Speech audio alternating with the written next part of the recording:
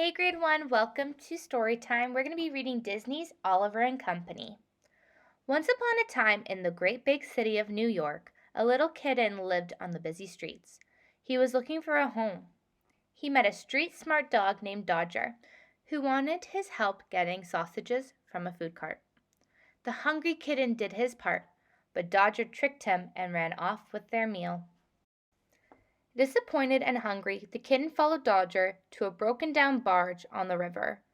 There he saw Dodger's gang: Tito the Chihuahua, Francis the Bulldog, Einstein the Great Dane, and a lovely hound named Rita.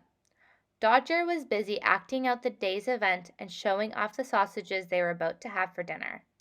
Suddenly, there was a loud crash. The little kitten had fallen right through the roof. The gang laughed and welcomed the kitten to their home. Soon their master Fagin walked in the door. Fagin wanted to see what his pals had collected that day. There was nothing but junk in the box. A car horn sounded and made Fagin jump. "Yikes! It's Sykes!" Fagin said worriedly.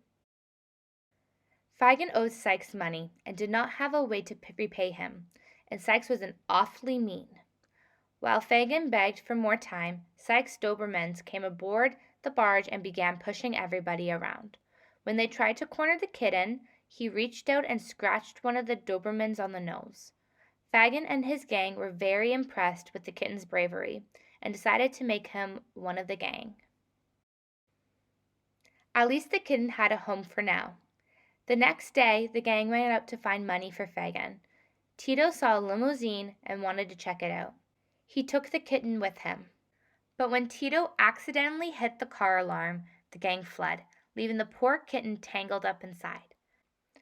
The little kitten didn't know that there was a passenger in the back seat, a little girl named Jenny. She rescued the kitten and told Winston, the driver, to take them home. She wanted to give the kitten something to eat. At home, Jenny's pampered poodle, Georgette, resented the little kitten, but Jenny fell in love with him and named him Oliver. She even got him a special collar and identification tag. Soon Dodger and the gang showed up to rescue Oliver, but Oliver didn't want to leave with his friends. He belonged with Jenny now. The gang did not know how Oliver felt. They thought they were helping him get away. When they got back to Fagin's, the dogs realized they had made a mistake. Fagin saw the fancy collar and Oliver's new Fifth Avenue address, and to Fagin, Fifth Avenue meant lots of money. This was his way out with Sykes. He would contact the owner at Fifth Avenue, tell them that he found their cat, and ask for a reward. Then he could pay Sykes back. Fagin was shocked when Jenny showed up to get Oliver. He could never take money from a little girl. When Sykes drove up to get his money, he saw that Fagin was letting the little girl go. He was furious. He grabbed Jenny and kidnapped her. "I'm sure someone will pay a nice ransom for you," Sykes said as he sped away. Fagin and his gang were determined to help Oliver and Georgette get Jenny back. They hopped onto Fagin's scooter and followed the car to Sykes' warehouse. Then the dogs made their way to the warehouse, where they found Jenny tied up in Sykes' office. They were just about to rescue her when Sykes and his Dobermans found them. Suddenly Fagin drove his scooter into the warehouse, and they all jumped on. Sykes and his dog followed them. The chase was on. Fagin headed for the subway, sure that Sykes couldn't follow him. But he did. Fagin drove his scooter onto the subway tracks with Sykes close behind. Oliver jumped into Sykes' car to make sure Jenny was okay. He bit Sykes' hand until he let the little girl go.